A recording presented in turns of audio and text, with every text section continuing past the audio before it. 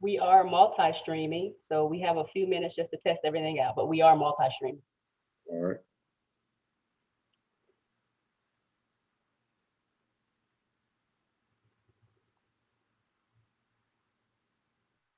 Excellent.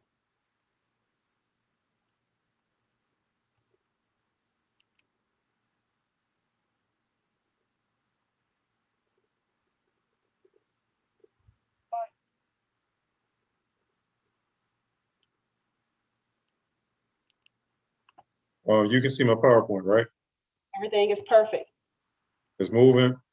Everything is moving. All right. All right. Well, you know what? It's better to be a little early to be and then to be late. So I'm going to go ahead and get us kicked off. Good evening, everybody. Welcome to our live version of our history and our culture. We all multi-streaming on YouTube and the Coalition of Black Student Achievement Facebook page. My name is Latasha Clemens. I'm the first vice president of the National Coalition of 100 Black Women, the South Palm Beach County chapter. And tonight we bring you another series of our history, our culture, by the one and only Mr. Brian Knowles, manager of Office of African American, Office of African, Latina, Holocaust, and Gender Studies. But before we get started, let's go ahead and take a moment of silence to honor the ancestors, the named and unnamed victims of racism, as well as those who put themselves in danger to keep us safe, our medical personnel, our first responders, nurses, and doctors, and all the underpaid people that are working face to face so that so many of us can work from home. Moment of silence, please.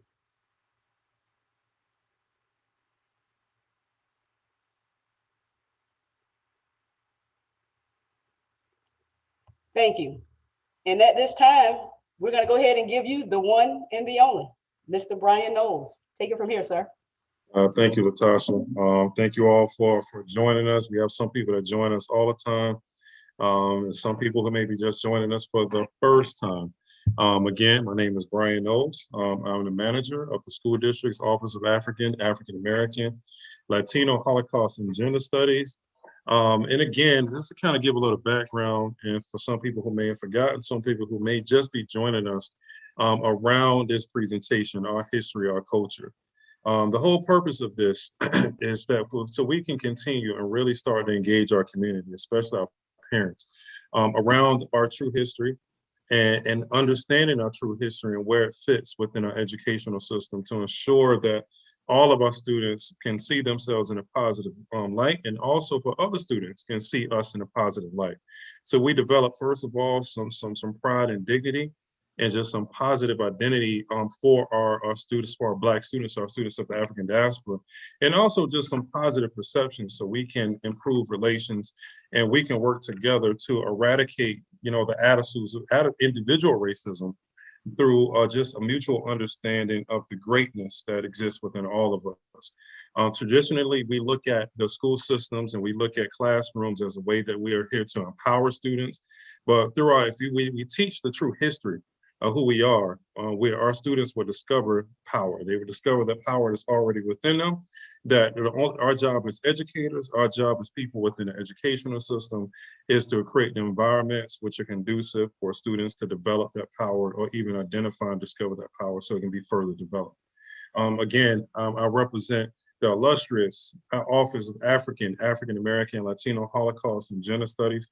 And I stand on the shoulder of a lot of greatness. I'm starting off with Dr. Marianne DuPont, Debbie Range, Margaret Newton, Sybil Williams, etc., Myra Levy Baysmore, Dr. Kathy Pressey, etc. A lot of these great queens who paved the way for this critical work for over 27 years in our school district and throughout the state of Florida. The whole purpose of the history of the Office of African, African American, Latino, Holocaust, and Gender Studies is to help reform teaching and learning by creating an educational foundation where all students are affirmed and validated. We know through our traditional educational system, not all students have always been affirmed and validated. And we know that traditional curriculum frameworks are very Eurocentric and only paints a single narrative of history and only shows the contribution of a very limited few people to world civilization and society. And we want to change that to make sure that we broaden the scope, that all students will have the opportunity to identify with curriculum with people who look like them, who have made positive contributions to world history and civilization. This is accomplished through the following steps. First of all, we need to start normalizing the history, teaching the histories and incorporating the cultures of all of our students in the classroom.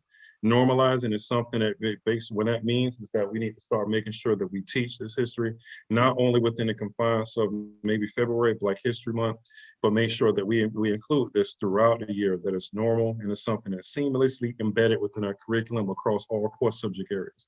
Also, curriculum transformation, where all students can develop an understanding of the experiences and the perspectives of different racial, cultural, ethnic, religious, and gender groups. And we're here, and I have an amazing team of individuals and professionals who are here to support educators in implementing pedagogical strategies, which are teaching and instructional strategies that address the cultural norms and learning preferences or styles of a diverse student population. We must understand that all of our students learn different and express and demonstrate the mastery of content different. And then we need to take a more innovative approach and a more forward-thinking approach in education outside of just the framework of standardization. So our past topics, and when we started this, and I wish Dr. Robinson was here tonight, she was not able to join us, and Latasha and all of us came together. And we wanted to kind of create these different topics. And we started back in November around teaching our history and making sure that we do a lot of unlearning so we can relearn and reconstruct the knowledge of people of the African diaspora. So we started off with rethinking the foundations, then we did unpacking common myths and misconceptions. In the month of January, we did rethinking the legacy of Dr. King. During February, Black History Month, we talked about the great civilizations of Africa. And during Women's History Month, which was in March, we talked about recentering Black women in history. So this month, I bring a different topic. So this month is the African diaspora, and Black history through the lens of world history. This right here is among many topics which are extremely critical when it comes to just world history itself, because remember, Black history is not just Black history. It's something that's not written on the margins of the pages of history, but it is world history, is American history. But the African diaspora is a real complex, complicated segment of history that is normally forgotten. I spent 10 years in the classroom, and I've probably said it before, but whatever. 10 years in the classroom as a teacher here in Palm Beach County. And I've heard various conversations, and throughout my life, I've had various conversations, from people who are from the Caribbean, or people who are Latin American. I've had friends who are Dominican who claim that I'm not Black, I'm Dominican. That's a nationality. That's not where your ancestors were from even before the Dominican Republic or other places in the Caribbean.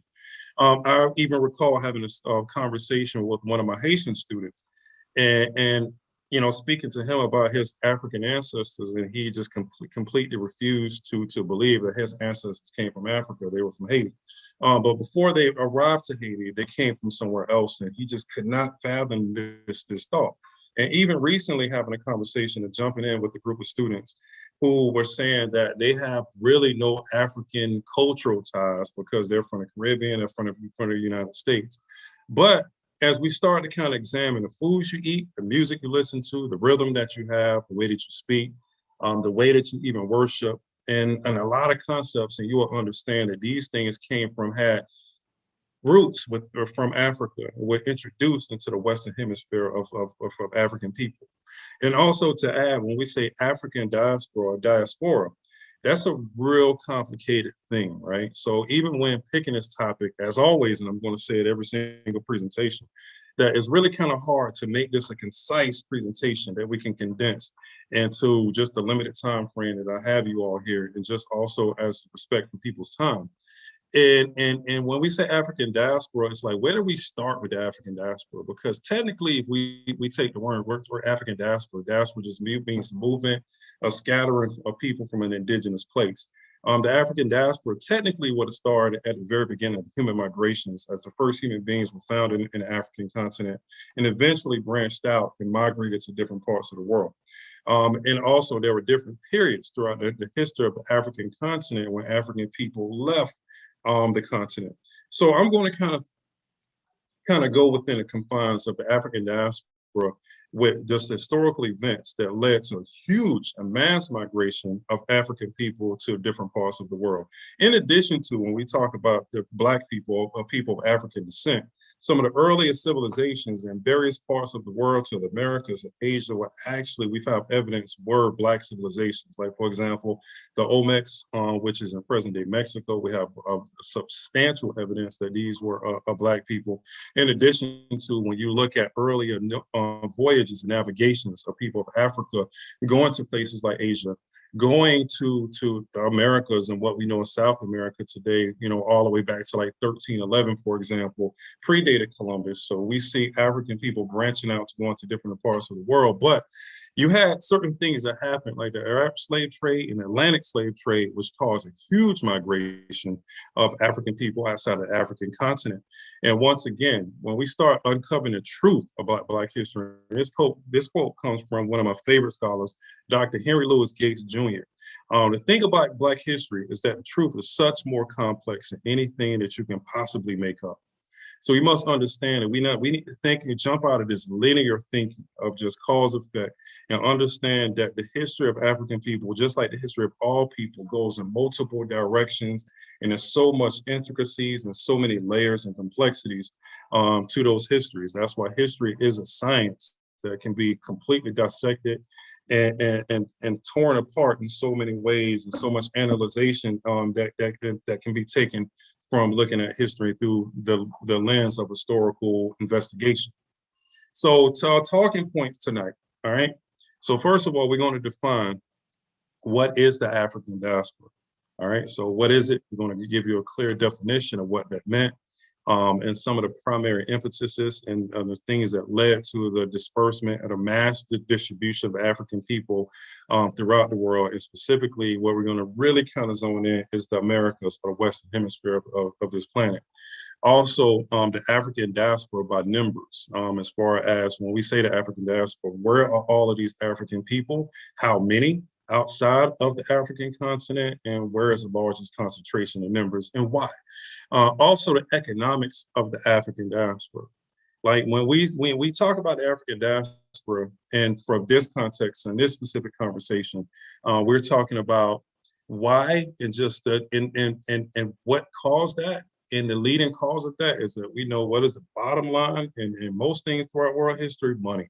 So we're talking about the economics of that, and also the cultural influences in Americas and how African people were key in shaping what we know as culture, the languages in the Americas, the food in America, the music in America, the literature, the art in Americas were all strongly inspired and influenced by people of the African diaspora, people from the African continent. All right, so when we say what is the diaspora?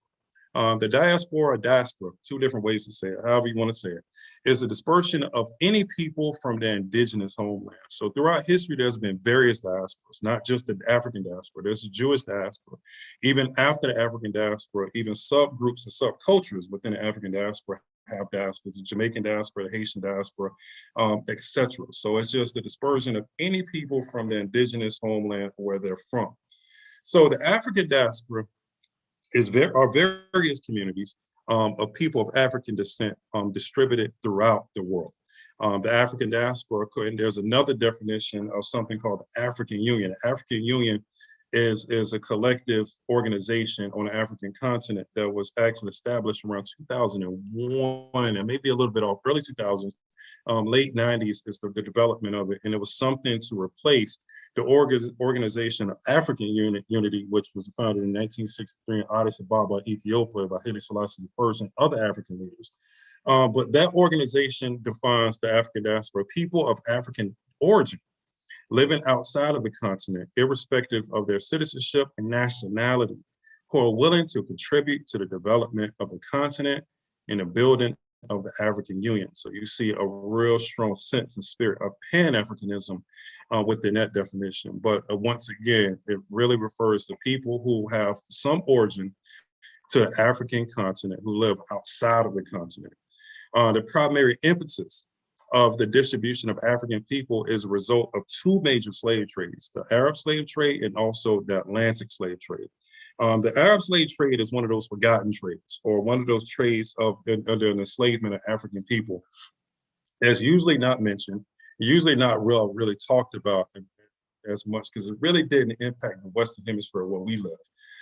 We have the Arab slave trade, which took place in the 600s of the 7th century, all the way up into actually the 1900s. And there's even some evidence that we still have what we know as a trans-Saharan slave trade, still Arab slave trade taking place in places like Libya.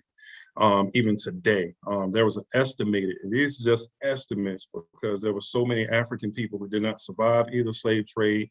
In addition to, you had illegal slave trading or smuggling of African people, which weren't accounted for.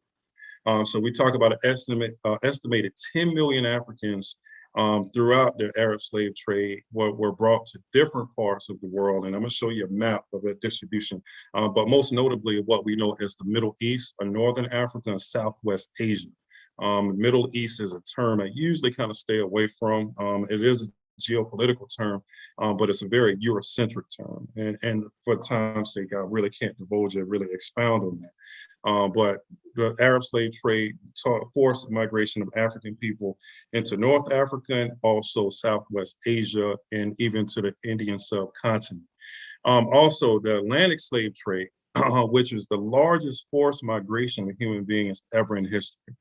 That took place from the 1500s through the 1800s. And it was an estimated 12 million African people who were brought into the Western Hemisphere. And it ended around 1808 here in what we know as the United States, 1833 in the British Commonwealth, and the very last place to outlaw slavery or dismantle the institution of physical slavery will be the Brazil by the Portuguese in 1888. But throughout the time period, we see over 12 million people that we estimate that were brought off the African continent, which had a very positive impact for the development of the Western Hemisphere and also a very positive impact for Western European countries and their institutions, their infrastructures, their financial institutions, and even their educational institutions. But it had extremely adverse effects on those people or those enslaved people, wherever they were. In addition to the African continent, which led to a huge underdevelopment of most of the African continent because you had a huge removal of capital from the continent, in addition to a lot of intricacies within the economic relationships that result from slavery.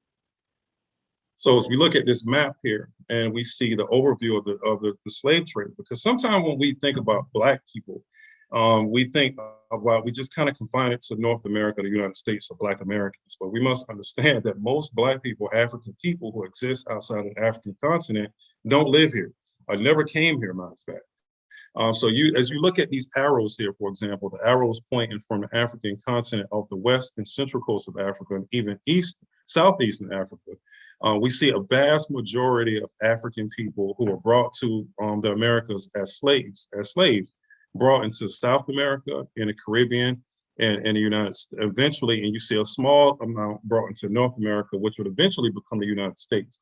So for example, out of the 112 million enslaved Africans who were brought to the Western Hemisphere, we estimate 4 to 5% were brought into North America. 95%, anywhere from 94 to 95% were brought into the Caribbean, Central America, and South America.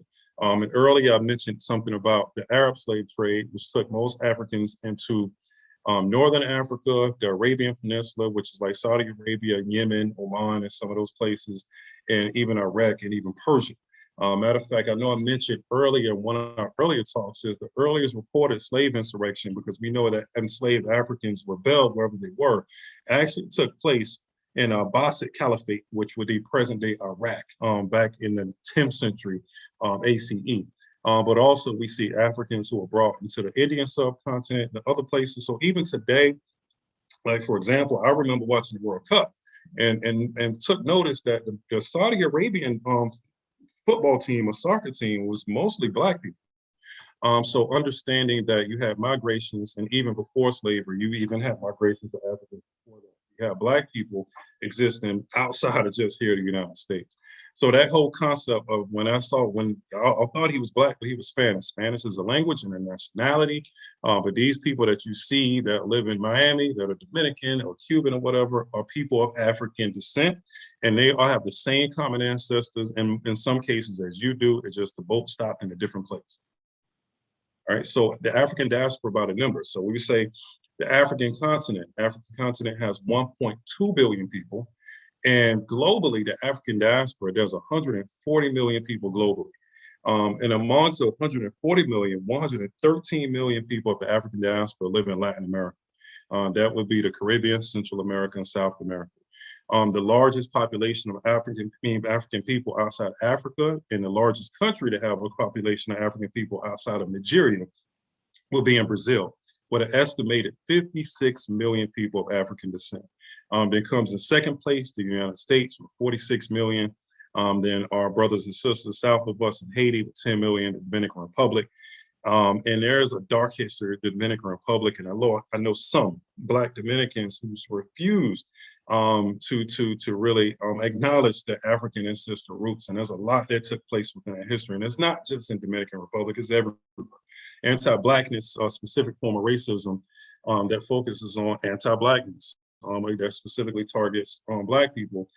Black people sometimes become anti-Black themselves, and sometimes we've formulated, because our institutions, because we don't teach our history, and because we feel like we need to fix children of African descent in school systems through forced assimilation, that we don't value our Blackness in some cases.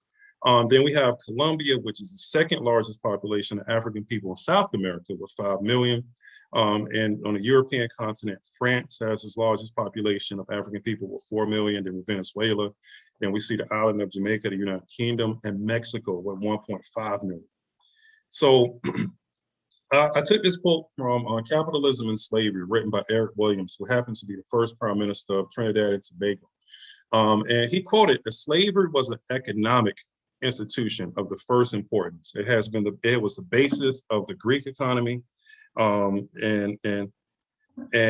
the Greek economy, and it built up the Roman Empire. In modern times, it provided sugar for tea in the coffee cups of the Western world and produced the cotton to serve as a basis for modern capitalism. The economics of the slave trade was extremely valuable with the construction of what we know as the Western Hemisphere. And we'll go into some of those numbers when we talk about the sheer economics of this. Then also, one of my other favorite scholars is Sir Walter Rodney from Guyana. And when he talked about, just how valuable the slave trade was for the development of the Americas, when we talk about all these countries and nations in the Western Hemisphere, and also the development for European nations. And he says that obviously underdevelopment is not absent of development, because every people have developed in one way or the other. And to a greater or lesser extent, underdevelopment makes sense only as means of comparing levels of development. And there's a lot of things to unpack within this quote. It is very much tied to the fact that human and social development has been uneven for a strictly economic viewpoint. Some human groups have advanced further by producing more and more, becoming more wealthy. So we look at the adverse relationship of the slave trade and the toll that it took on people of the African continent and also the African diaspora, but it enriched some of capitalism here in the Western Hemisphere, in capitalist countries, also on the European continent, which became extremely wealthy from this production of not the production, but this trade of African people. So we must understand, when we say the development of the Americas and how critical it was that the African diaspora, people of the African diaspora had on the development of what we know as the Western Hemisphere of the Americas. Between 1492 and 1776, so we say around when Christopher Columbus made his first voyage to the Americas, and when the United States declared independence from the British in 1776 and the Declaration of Independence was signed, There were almost 7 million people who crossed the Atlantic Ocean who settled the Americas.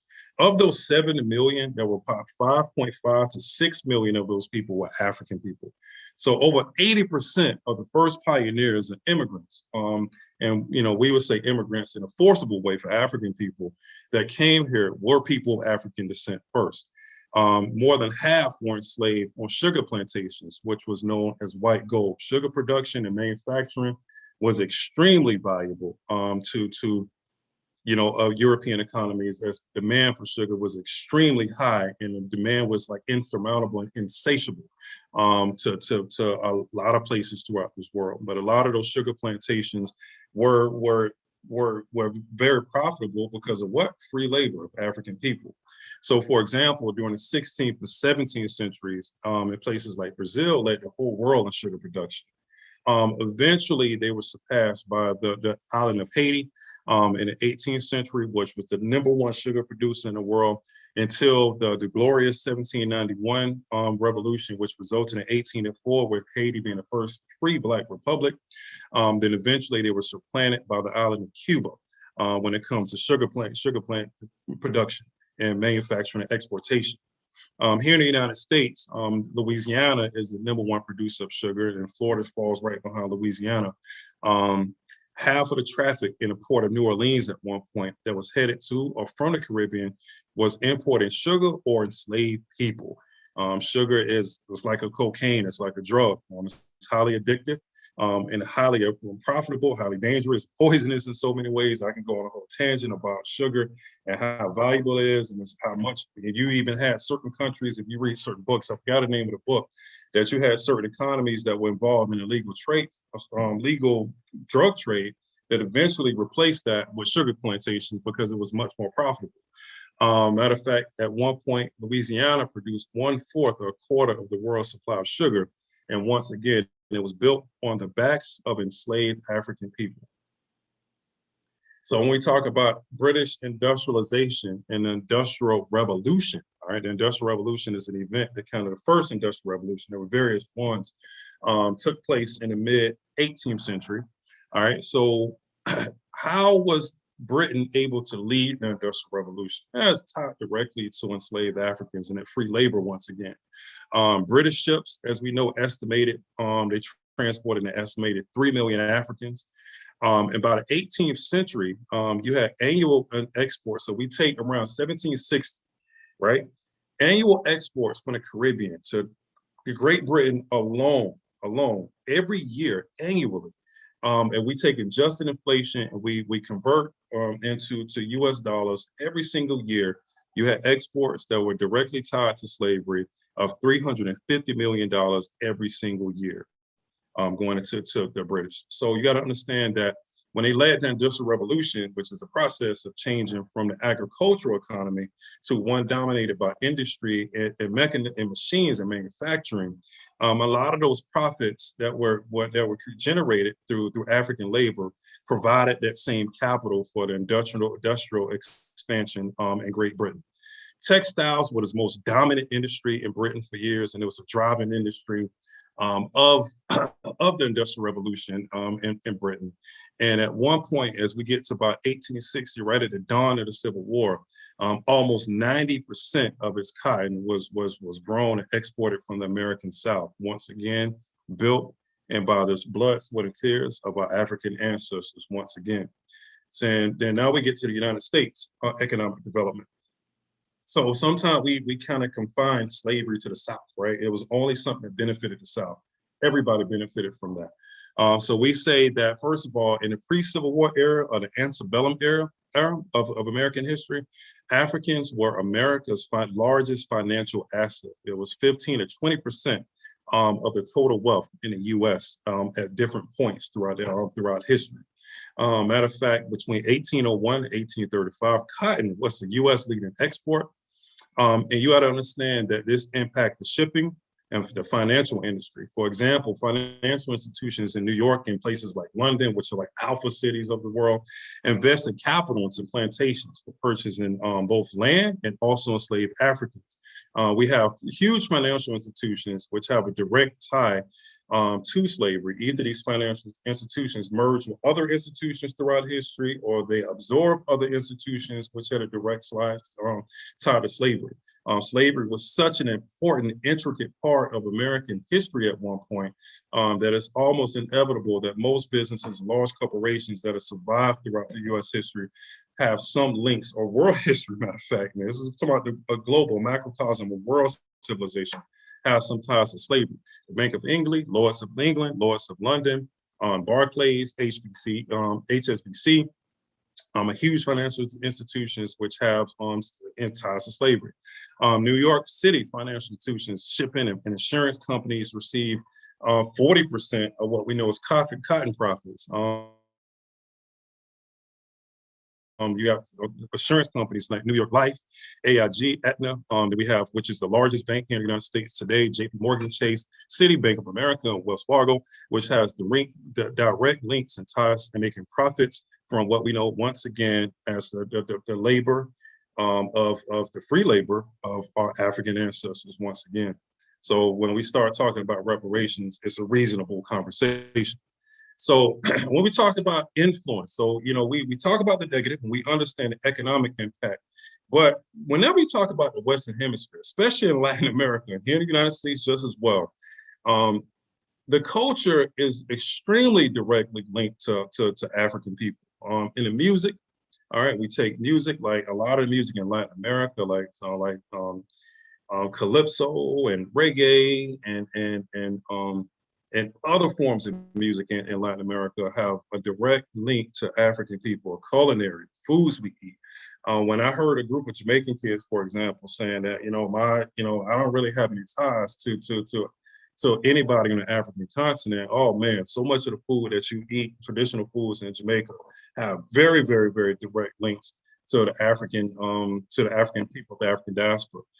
Yes, you have mixtures when they came in contact with the Arawaks, and also when they were brought in by the British, the French, Portuguese, whoever it was, in some of these areas, and you had these African people who were enslaved, who eventually would bring in ingredients and resources and create new meals. And sometimes you see other people who are brought in as indentured servants and so forth, and you would kind of come up with new creations. When it comes to dance, art, literature, language, for example. You have so many various languages. And when we say Creole, we usually kind of make it synonymous to Haitian Creole, but there was various forms of Creole that was spoken throughout Latin America and even here in North America. Louisiana Creole, we got Gullah languages, we got Jamaican Patois, etc., but all has ties to African languages. Religion and spiritual practices such like Budan and Santeria. And even Christianity here in the American South and parts of the United States have no more, the resemblance to African culture is stronger than the resemblance of the original roots of Christianity and certain other religions to the Asian roots, and more closer, and they resemble closer practices to the African roots. So when we say music, reggae, dancehall, calypso, salsa, rumba, samba, merengue, bachata, compa, reggaeton, hip hop, spiritual, gospel, jazz, and blues, which eventually we know inspired the creation of rock and those kind of different things, all are influenced by African people. My favorite form of music and my favorite music, and I'm biased, is hip hop. And hip hop was something that was a pure creation of African diaspora. Matter of fact, the godfather of hip hop is Kool Kirk, and it was him and it was Clive Campbell was his real name, and his sister Cindy Campbell. When they were throwing parties in the South Bronx, they were from Jamaica. And eventually, as it evolved within Black and brown communities in New York City. So you got the Puerto Ricans who came in and started developing the break dance and so forth. And you had other African Americans started adding elements to it. So it's a pure form of the African diaspora as we see all of these musics and all of these forms of art. Then we start talking about the culinary influence, the grain staples and so forth. When we talk about foods that grain, like rices and so forth, are the staple of the food that comes from Africa. Things like mofongo, jambalaya, gumbo, watermelons, plantains, yams, black-eyed peas, coffee, okra, collards, cantaloupe, pigeon peas, and rice, all actually were introduced by people of the African diaspora to the Western Hemisphere. Stews and one-pot meals are very indigenous to African people. What we know is soul food, and you have so many similarities to some of the things that we eat in the American South that is eaten somewhere like Ghana or Western Africa. rice and peas, and my favorite meal of all time. Matter of fact, I can eat this at any time, almost any day, if it didn't kill me from high blood pressure. Is ackee and saltfish. It's definitely something that was created by the African diaspora, jerk seasoning, and even barbecue. Barbecue actually originated on the island of Haiti. So when we start even talk about the African diaspora in Latin America, and this kind of take us outside of just African people or Black people or slavery outside of the United States, let's take the case of Salvador Bahia, Brazil, right? So first of all, it was founded in 1549. It was the first capital of the country that we know as Brazil.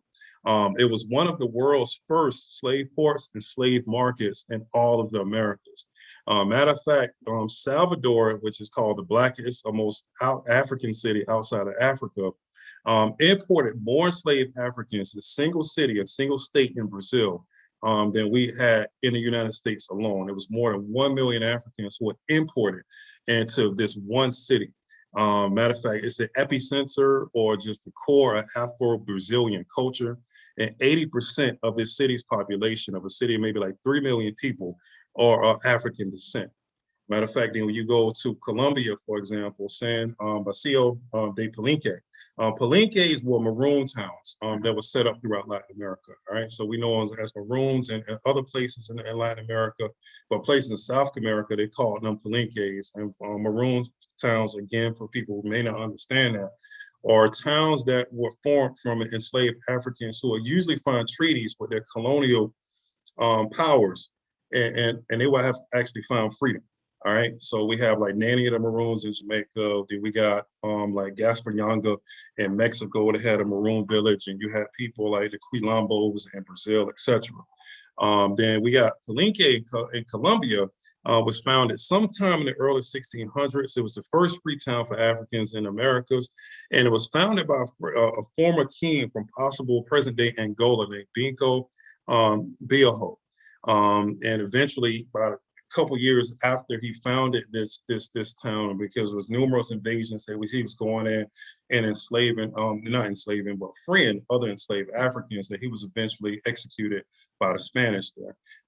Today, you can still visit it and has a population around 4,000. So when we talk about the entire African diaspora, we need to think global and a global mindset. And there were other topics I wanted to touch on, is the influence of Africans in Europe, and the impact of the influence of Africans in France, for example, in England, and those kind of different places. The Moors, who actually dominated the Iberian Peninsula for hundreds of years, which is Spain and Portugal and other parts of Southern Europe as well, when we think about Black history through the lens of world history. So today, in this evening, I hope I gave you a concise or a developmental understanding, at least, of this thing that we know as the African diaspora, and how critical and influential it has been as far as economic development for a lot of European countries. Matter of fact, whenever I visit Europe, I love to travel, and Europe is a dope place to visit.